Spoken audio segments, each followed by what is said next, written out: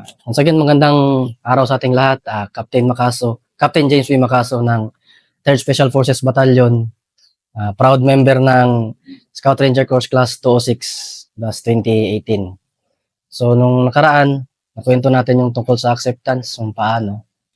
Ito naman is, madidiscuss ko naman is yung ano ba yung mga actions taken natin doon, ano ba yung pakiramdam na paano mo i-hold yung patience. Kasi kung sa Ranger meron siyang we strike, sa Special Forces naman kasi we live by the code ng courage and determination. So, courage to do things and determination na makuha yun. So, yun lang talaga ang pinairal namin doon, na courage na harapin yung mga pagsubok doon bilang unwanted, at yung determination na mawin yung community. Yun. Kaya courage and determination sa Special Forces naman. So, matinding courage ang ginamit namin doon kasi just imagine, dahil hindi ka accepted, lahat ng kakausapin mo doon hindi ka papansinin. Napakahirap ng hindi ka pinapansin. Diba? Hindi ka nga lang ma-replyan sa text message, diba? Masama na yung loob mo eh. What more pa, ipapakita sa'yo harap-harapan. Papunta ka pa lang, tatalikod. Aalis. Paparinggan ka pa na, dito na naman yung mga istorbo. Ayan. So, medyo masakit yun. May mga experiences pa kami na pupunta kami ng isang bahay. Talagang literal sasaraduhan ka ng bintana, pintuan. Tapos kung nanonood, kung nakikinig man sila ng debateran na radyo, papatayin pa yung radyo. So, that's merely how unwelcome yung team namin for that. Tumakbo yun ng almost 2 months na ganun. Everyday mong sinasalubong ang mga ganun. Everyday magkakaroon ka ng may pakikipag-usap, walang pupunta, lahat ng sabihin mo, hindi pakikinggan. Maliban doon is ipoportray talaga ng tao na ayaw nila sa'yo. Yun talaga, para matalo talaga nila yung patience mo. Kasi pag natalo ka sa patience, umiral yung pagiging mainitin ng ulo mo, doon natatakbo yung propaganda. Gagamitin na ng propaganda yun. So, yun yung courage and determination na finish namin. Mawin yun. So, paano ba namin na-overcome yun? Basically, sa ano naman kasi, hindi mo kaagad ma-please lahat ng tao. So, yung naituro sa amin, is just yung first target. Maghanap ka ng mga target people. Sino yung mga unang paglalaanan mo ng panahon na makakatulong doon sa kung anong mission na ibinigay sa'yo. Diba? Yun yung mga pagkuha mo ng mga leaders sa area. So, yun muna ang pinuntirya namin. Inalam namin yung mga, sino ba yung mga leaders dito? So, sila yung mga in-engage muna namin, which is basically yun naman talaga. So, isa pa, we research on the history through sa kanila. Ano ba yung history ng lugar? Para we will have a deeper understanding kung paano nangyari yung ganong environment doon. So, knowing the place, it's a IP community. Kumbaga pag IP community siya, ano yan may mga dato dyan, mga namumuno dyan, karamihan dato. And maliban sa mga dato, yung mga bata, so kailangan medyo okay ka rin sa kanila, sa mga bata. Kasi pag nakita ng mga magulang na okay yung trato sa mga anak nila, somehow, walang magkakaroon ng rason na i-dislike kanila . So, the team first started sa mga community leaders nila doon. So, ako personally, bilang team leader, una kong in-engage is yung sitio leader. Sino yung leader ng sitio? Na lumalabas, na yung sitio leader doon, pangalan lang siya. Pero napapatakbo talaga, ibang tao na. Kumbaga, siya yung sitio leader doon na acknowledge ng government. Pero yung nagpapatakbo doon, yung may say doon, is ibang tao na ang magbibigay ng instructions is galing sa NPA. So, ganun yung community doon. In short, meron ng shadow government na umiiral doon. Meron ng, so una na rin in-engage yung situ leader. We make sure na sa leaders nila accepted tayo. Next, sinunod natin yung mga bata na kahit ayaw ng mga bata sa atin, kailangan i-portray pa rin natin sa kanila na yung namulatan nila na itsura natin is hindi na siya ganun, diba? Kasi ang ginamit naman talaga sa area is white paper doctrine kung familiar ang lahat. White paper doctrine, sa isang puting papel, kung ano yung unang nasulat dyan, most likely yan ang magmamarka. Burahin mo man yan, may maiiwan at maiiwan dyan. Yan yung nangyari doon sa community. Unang nagmarka sa kanila yung NPA. Kaya kahit anong bura mo dyan, meron at merong maiiwan dyan. It's how, siguro, paano mo na lang siya talaga paano mo mapaintindi sa kanila na mag-change na ng papel. Yung papel nila, palitan na nila ng papel para totally makuha. So, ganun, in-engage natin yung community leaders. Na una, yung mga religious sector. So, since IP community siya, in-engage natin yung mga dato. So, dato, kung ano yung kultura ng isang native, kailangan mong maintindihan 'yon. So, nag-join tayo ng mga rituals. Tinanggap natin yung mga rituals doon. Naging generous din tayo. Ang naging puhunan lang natin doon. Ako, maalala ko, naging puhunan ko lang tabako, kung trisbe. Tabako tsaka candy, yun lang. Sa mga bata, candy. Yan, syempre. Every time makita mo, makasalubong mo, candy. Hindi makaka-resist yung isang bata na candy. Hanggang sa makwento niya sa nanay niya, ma, yung sundalo, ganyan. So, small act of kindness siya. Pero, pag pinagsama-sama mo yung mga small acts of kindness, may nakapag-distribute ka ng mga sa isang araw, 10 candy sa isang bata. Ibig sabihin, may 10 bata na magkukwento sa magulang nila. Another day, ganun na naman. Ito namang sa tabako, yung sa mga IP leaders kasi, ano yan kung sa North, doon sa Luzon, yung mama, na dito kasi yung sa kanila naman is yung tabako, ginagawa nilang parang chewing gum. Yan. So ako dati, parati ako may baon-baon na crispy ang tawag diyan or tabako kasi yun kagad ang ipang-offer mo. So since nag-offer ka, matututo ka na rin. Kahit hindi mo since act like a native nga kailangan mo makuha ang loob niya tira ka na rin doon. Nguya-nguya ka na rin doon kahit malasing-lasing ka sa lasa. Okay lang yan. Nakita niya. And another thing, ang isang naging definition talaga maalala ko doon is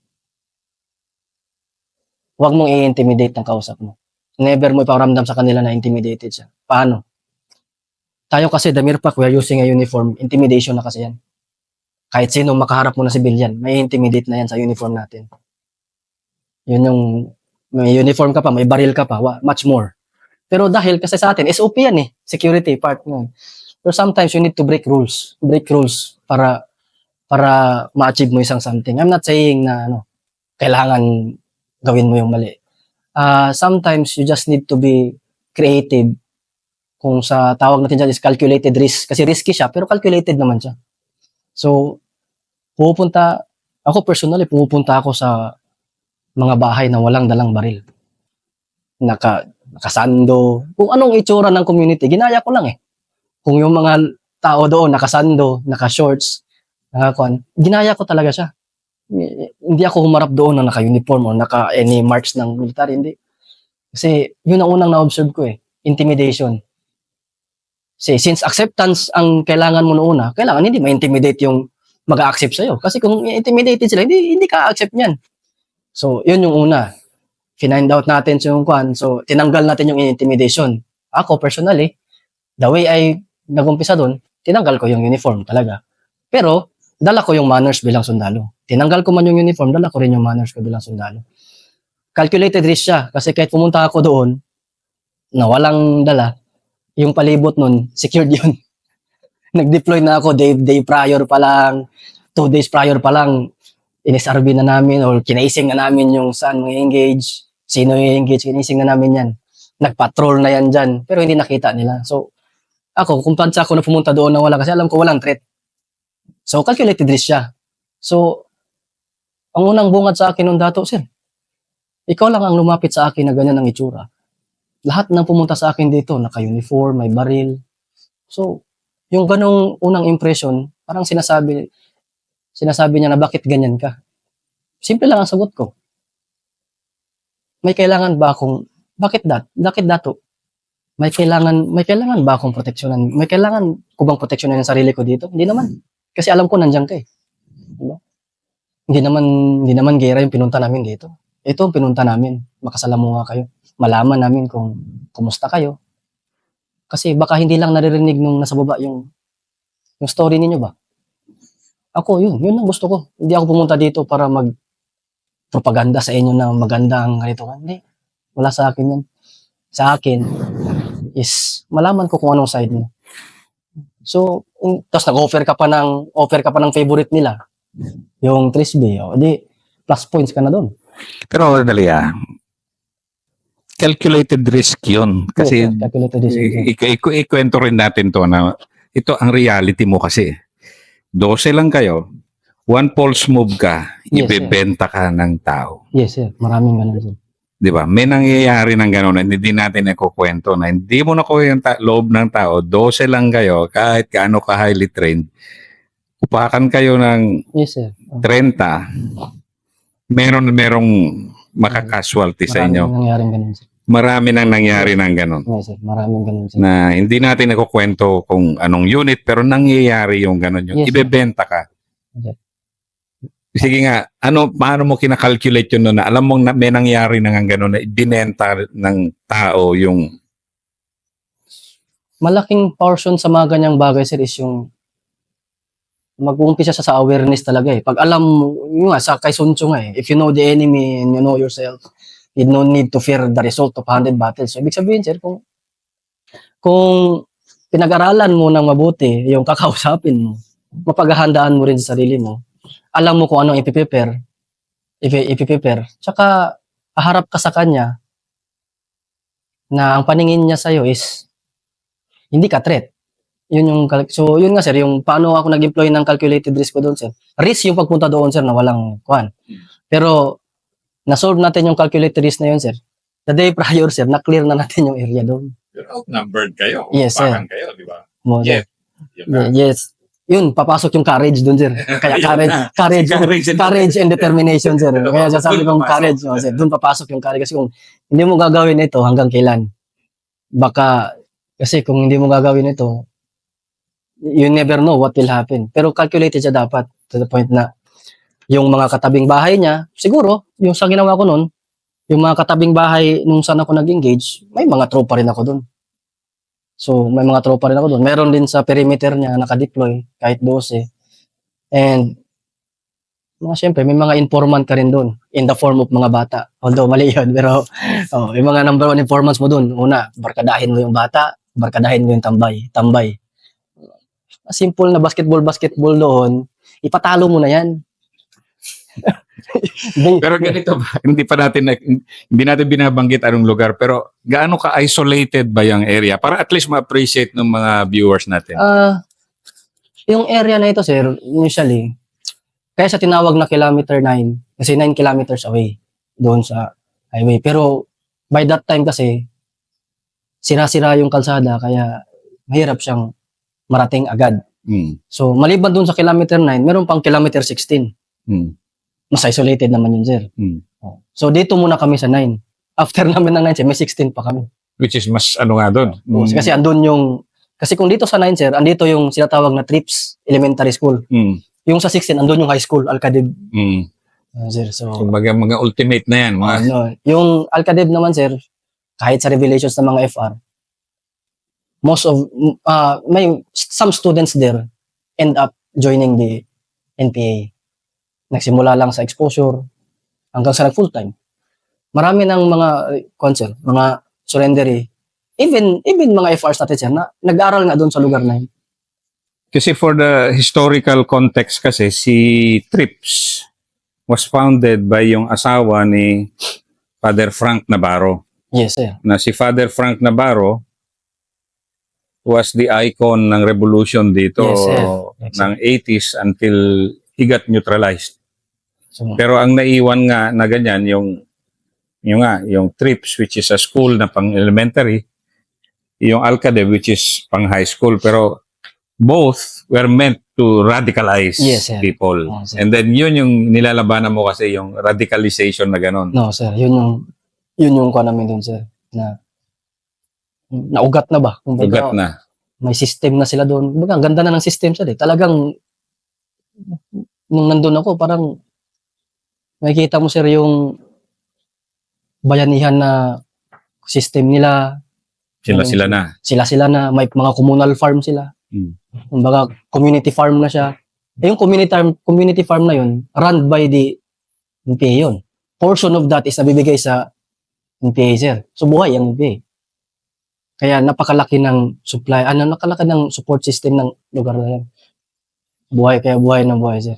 Kasi, ganun yung kuha na doon, sir. Okay, balik tayo sa tabako. Okay. Ayun, actually, yun lang. Hanggang sa nakuha natin yung leader, series of engagement sa kanya, hanggang sa makipag-inuman ka, iinom ka rin ng lasang tiner doon. Ako, siyempre, yung Mallorca, 10 minutes. yun. So, ano lang siya eh. Baga, blend mo lang talaga yung sarili mo. Tapos, yun, tinanggal natin yung intimidation sa between sa inyong dalawa. Nung na-feel na nung mga leader na safe sila, hindi sila intimidated sa kausap nila, doon, dahan-dahan na yan mag-share ng history.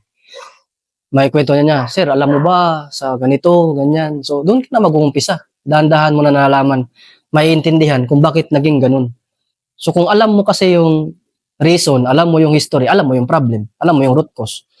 So, pag alam mo yung root cause, alam mo kung anong ibibigay mo na solusyon. Parang sa gamot lang din eh. Kaya merong consultation para malaman kung anong sakit niya, tamang gamot ang may bigay mo. Para basically, yun na lang in-apply namin doon. Malaman namin yung history, bakit? Para malaman namin yung root cause, alam namin ang tamang sasabihin sa baba, sa government, para alam ng government kung anong ibibigay na solusyon, para maputol yung root cause, kung bakit sila na-organize. So, basically, nag-start ako sa mga bata, nag-start kami sa community leaders, so, sa sitio leader, tapos sa yung IP leader, yung dato, yan, kung anong ritual niya, sama ka na rin yun sa kahimunan nila doon na mag-ritual, sama ka na rin doon. Pakita mo na, dadami rin ang religion mo doon. Kung may simbang Katolik, magsimba ka rin. Kung andun sa Adventist, maging Adventist ka rin. Ganun lang siya. Kumbaga, maging welcome ka sa lahat. Hindi ka maging iba eh. Kasi nga acceptance yung gusto mo doon eh.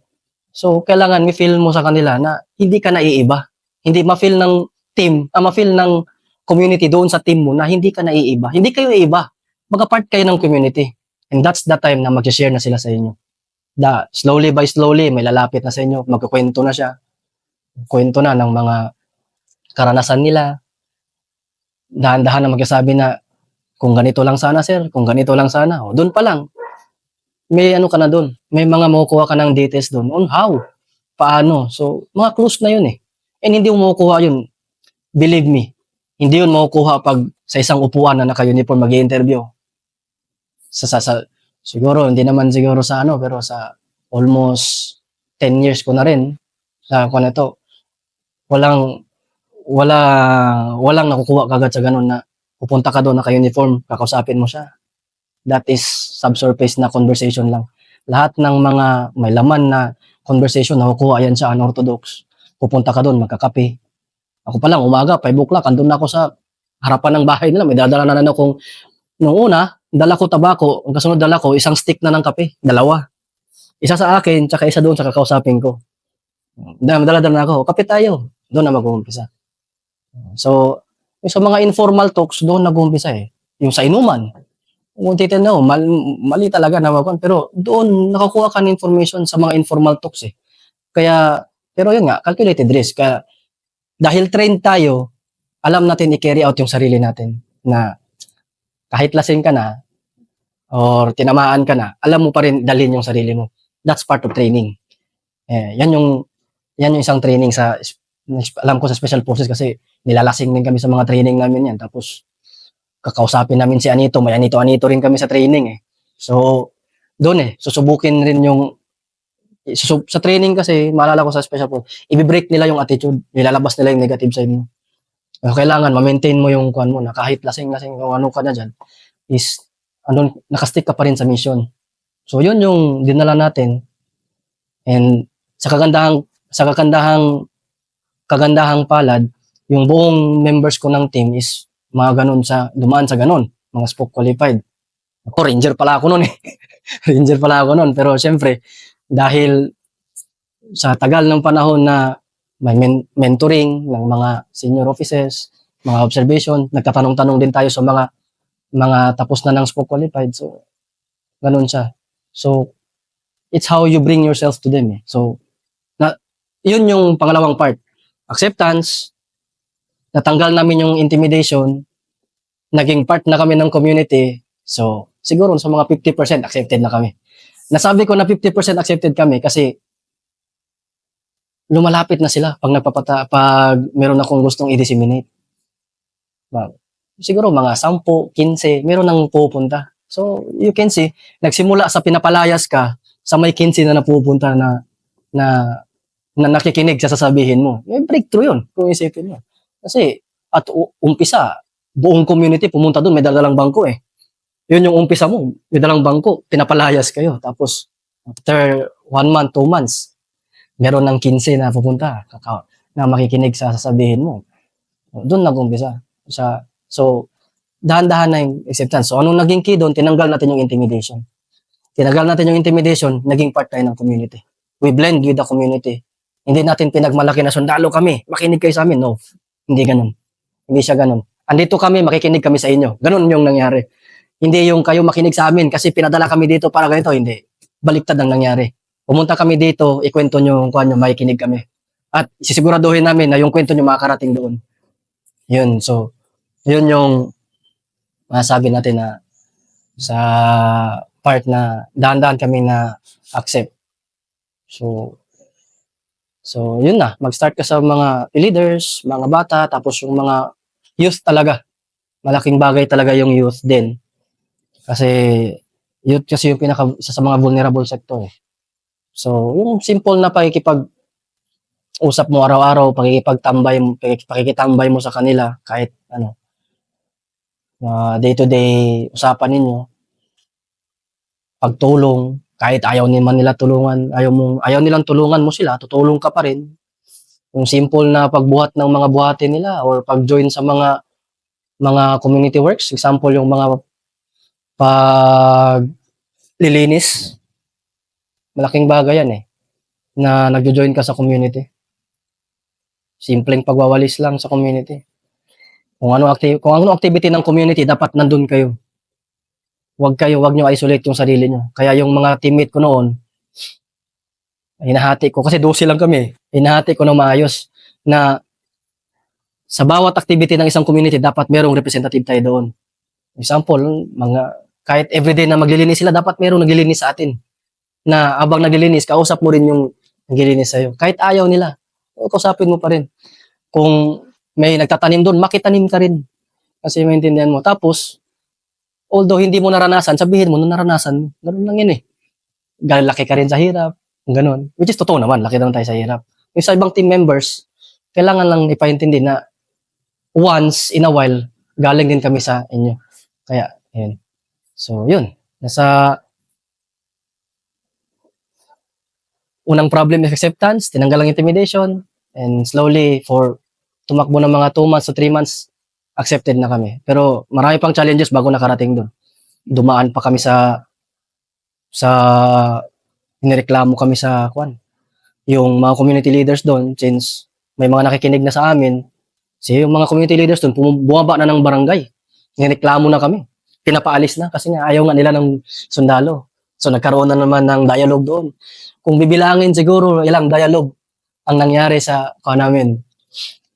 Barangay dialogue, sitio dialogue, barangay dialogue, municipal dialogue, provincial dialogue, hanggang umabot ng national actually. To the point na pumunta dyan si Carlos Zarate that time. Pumunta sa sitio na yun Just imagine, nagbigay ng time yung ganong tao sa sitio na yun. So makita mo ganun ka-importante yung sitio na yun. Kasi Carlos Zarate pumunta. Ang kwan doon. Pero nag-umpisa yun sa barangay. Ang kadayalog namin, yung barangay captain. Hindi nag-prosper, inireklamo nila kay Mayor. Pumunta si Mayor. Ang kadayalog namin, Mayor naman. Hindi rin nag-prosper, si Governor. Pumunta rin doon, dialogue with Governor. Hanggang sa umabot talaga doon sa national. In which ang nag-engage yun, hindi na tayo. Siyempre, mga commanders na natin. So, si mga brigade commander pumunta doon. So, ganun siya. Ganun siya yung level doon. Tsaka, doon ko na napagtanto kung gaano ka-importante yung community sa kabila. Kasi, ganun nila preserve yun eh. Na nakikita nila na meron ng nakikinig sa amin, yun na. Nireklamo na kami doon. Ginawa ng mga kwento-kwento na pinangliligawan daw lahat ng mga babae sa yung mga stories naman. Pero, yun nga, kung nagtanim ka ng tama, may anihin ka rin na tama. Kasi number 1 rules, yung bago kayo pumasok doon, nagbigay sa briefing pa lang sa team, number 1 rule na yon, wag kayong magkakaroon ng kasalanan sa kahit kanino man dito. Bilang team leader, siyempre, whatever does the team does or fails to do, sa'yo yun. So, lahat ng team members ko, together with my team sergeant, sinusupervise namin yung tropa na hindi magkasala sa kahit sino man doon. Bayaran ang dapat bayaran, walang utang. Kung pwede, magbigay ka pa ng sobra. Kung magluluto man tayo, wag tayo magluto ng para sa atin lang. Yung kapitbahay, bigyan natin. So, yung mga small act of kindness, actually, yun ang nag-defend sa amin nung binigyan na kami ng issue. Hindi man. Nung tinanungan na yung kwan, hindi man kasi mas malinis pa nga sila kaya sa amin. Sila yung naglilinis ng sitio. Sila yung naglilinis dito. Ang aga nilang gumising para maglinis. Yung mga anak ko, after ng kwan, pupunta sa kanila. So, yung mga ganong bagay, yung community na rin ang nagdi-defend sa'yo. So, nagsimula lang yun nung tinanggal mo yung intimidation at naging part ka sa kanila. Kung hindi ko ginawa yun, hindi ako nag-calculated risk. Nag-stick ako doon sa talagang yung SOP na ganun. I think siguro hindi ko natanggal yung intimidation, hindi rin ako in-accept. Kasi unang in-accept is ako bilang team leader. Sumunod na yung team ko. In-accept yung team ko. Dahan-dahan. So, yun, yung sa acceptance. And breakthrough yun talaga sa amin. Kasi prior kami mag-immerse, may mga unang team na nag-immerse sa amin. Yung unang team na nag-immerse doon, 3 days ang tinagal niya. Tanggal. Yung sumunod na team, 7 days. 7 days. Ganon din. Hindi rin na nagtagal din. Kasi nga dahil doon sa taktikang bakwit na ginagawa nila. Kung sa akin naman, kaya lang hindi nagkaroon ng taktikang bakwit kasi na-influence ko nga yung sityo ng mga leader, mga dato. Sinong mag-a-attempt na mag-bakwit, hindi yung mga dato na mismo yung nagsabi, hindi, bakit tayo aalis? Wala namang kwan. Sayang yung. So sila na rin ang nag-defend. Na, hindi, mano doon. Dito na muna tayo. Wala namang nangyayari. So umabot kami ng 3 months na breakthrough talaga yun, sir, na walang nag-attempt na mag-bakwit, sir. Doon pa lang, sir, yun yung unang na-consider namin na first win namin na sa 3 months, walang nag-bakwit, sir. Kasi wala talagang tumagal doon ng 1 month na hindi nagkaroon ng bakwit, sir. How proud were you nung na-breakthrough mo na? Kasi kuminsan kasi yung breakthrough lang ang kailangan. Nagsimula na magtiwala. Tuloy-tuloy na rin kasi yan. Huwag ka lang magbago di ba? Sir. So, I'm proud sa team ko, sir. Aside from myself, sir. More probably, mas proud ako sa team ko kasi na-embrace nila, sir, yung change. Hindi naman kagad pag tropa kayo, sir, Hindi man yan tulad sa atin na-articulate natin kagad anong dapat gawin. Sa tropa kayo, sir, mahirap mo i-adjust kagad yan. Nagkataon lang talaga, sir, na yung mga tropa ko is special forces din. Alam nila yung sir. So, nung unang may summing up yun, sir, yung paubain kayo tapos ipakita nyo yung yung mga naging progress dun, sir. Nung sinabi ng dating commander namin na ikaw pala ang nagtagal ng ganyan dyan. So, yun pa lang, sir, proud na kami, sir, kasi sa dinami-dami ng unit na dumaan dyan, na hindi maganda yung naranasan nila dyan. Here comes kami na isang team, umabot kami ng 3 months. On that time, 2-3 months na walang reklamo, walang concert, walang nag-back-quit. Yun sir yung unang breakthrough sir. Tapos the mere fact na papatawag na namin paunti-unti yung mga tao sir. Yun sir, very ano kami nun sir na Nung paalis na kayo, after how many months, ano naramdaman mo? medyo nagkaroon ng kasura kasi actually nag-umpisa kami dyan sir one team. Pero as time goes by, dahil sa needs ng security, dinagdagan kami ng team dyan. So, not solely special forces yung concept that time. May DRC na nasama. So yung DRC sir, sila yung para malesen yung problem namin, malesen yung ginagawa namin sir sa patrols and concerts, yung DRC na yung nasa perimeter namin sir. So, para ma-complement pa sir yung nag-attach pa sa amin ng CMO. Hmm. So, mas naging ano na sir. Ano to? Marami ng unit nun sir ba? Kasi may CMO sir, may DRC na sir. Tapos, nag-join pa yung PNP that time sir kasi gusto rin ng PNP na ano. So, may PNP rin na nilagay sir. Ngayon, ang challenge naman doon ngayon sir, paano ma-harmonize yung Yung effort lahat na ng lahat ng iba't ibang unit na nandun bilang ikaw na team leader na nandun. Kasi iba't ibang unit, iba't ibang ano rin sir. Magkaroon lang ng kasalanan ng isa doon, kahit hindi mo team leader, karga yan ng masisira yung sinimulan mo na timan sir. So since na-accept na kami doon sir, so kahit paano sir may acceptance na, dahan-dahan na pinapasok yung ibang unit sir na magko-complement sa amin sir. Pero kayo nag-breakthrough talaga. Super masabi ko sir kasi kami Habang nagkukwento ko kasi naalala ko tuloy yung bista ko si Jason Amerin sa Afghanistan eh. Bista ko sa West Point pa. Na sa Afghanistan sila rin yung nauna na talaga ginawan siya ng movie eh na sila yung unang pumasok na special forces to si Jason na na sila nakakabayo pumasok sa Afghanistan and yung the rest is history rin. And then parang ikaw yes sir. kayo nag-breakthrough, 12 din lang kayo. Oo, sir. Ngayon nga nung lumabas yung, hindi naman sa ano sir, pero yung lumabas na movie yung 12 Strong sir, parang yung ginawa nung 12 Strong sir, parang naalala. Yan ba yun? Yes. Yun ata yun sir, yung Mounted Warriors ng Afghanistan. Sir. Ano ko yun? Very close ako kay Jason. Sir. Si Jason, classmate ko talaga sa Yes sir, isa sa mga favorite movies namin sir, yung 12 Strong. Yun ba yun? Ayun yung movie niya? Yun ata yun sir, yung 12 Strong sir. Jason. I know him. Yung kinausap ni, parang ang unang inano nila sir, yung mga warlords doon sir. Yun yung unang in-organize nila sir. So nung kami dyan, pagpasok namin sir, ganun din sir na 12 kami unang pumasok dyan, tapos hostile. Kasi may mga na-ambush nga dati sir eh. So hostile siya. Anytime, pwede kang magkuhan. And umabot din talaga sa point sir na namatayan kami pero hindi tropa, KA. Siguro somewhere mga patapos na sir eh. Patapos na yung run namin sa sitio. Kumbaga, siguro sa mga ano na kami. Nung nagkakamali sir, 9th month siguro. Nung nag-decide na yung tao sir na magtayo ng patrol base. Ng? Detachment sir. Yung dating ayaw ng community sir, sila na yung nagsabi sir, tayo ng patrol base. Yun yung ending nito. No, sir, magtayo tayo ng patrol base sir. Hanggang ngayon ba may patrol base? Yes sir, andyan.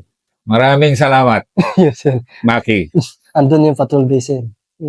Tapos may mga taga-sityo na rin na KA na rin. So umalis man tayo sir, hindi tayo kampante tayo na may magsusustain. Kasi yun yung mahirap sir eh, sustainment. Maaring nakuha mo siya, pag-alis mo.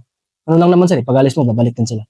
So, ano yung left behind forces? Pero kung may patrol base, May patrol base ka, na-organize mo pa yung community sir, kasi meron ng ano dyan sir eh. May kooperatiba na rin ng yung trips, ano nangyari? napalitan ng DepEd accredited school. May school na doon sir. So yun yung mga big things yung nangyari Yes, sir. dahil sa... Kasi yung trip sir nawala. So, pag winala mo isang bagay, dapat make sure meron ka rin ipapalit. So DepEd na. Oh, sir. So, merong unang tinayo dyan sir na School of Living Traditions. Ibig sabihin nun sir, DepEd accredited siya, pero hindi niya tinatanggal yung tradition ng isang indigenous people. Buhay pa rin. Pero DepEd accredited school na siya. So, lahat ng gumagraduate doon sir, pwede na mag-aral sa baba. Dati, And nangyari yun dahil sa 12 strong team under kay then Lieutenant Makaso. yes sir. Naalala ko tuloy yung visa ko talaga si Jason dahil sa'yo. Pero malaking tulong, hindi rin namin solely magagawa yun, sir, kung hindi dahil sa tulong ng government, una. Hmm. And siyempre sa dating presidente natin. Yung sa LCAC, sa Hmm. LCAC, sir, nakalaking kwan, sir. Kasi dahil doon, unang naayos kasi doon, sir, yung electricity. Hmm. Pagdating namin, sir, walang electricity. Tapos, yun yung unang impact sa kanila, sir. Dumating tayo, nagkaroon ng electricity. Electricity. After ng electricity, sir, yung kalsada. Napaayos yung kalsada with the help of Army engineers. So it was a very consolidated effort, sir. Nung nakita namin, sir, na dahil ang hirap ng kalsada kaya di nakakarating yung services dito eh.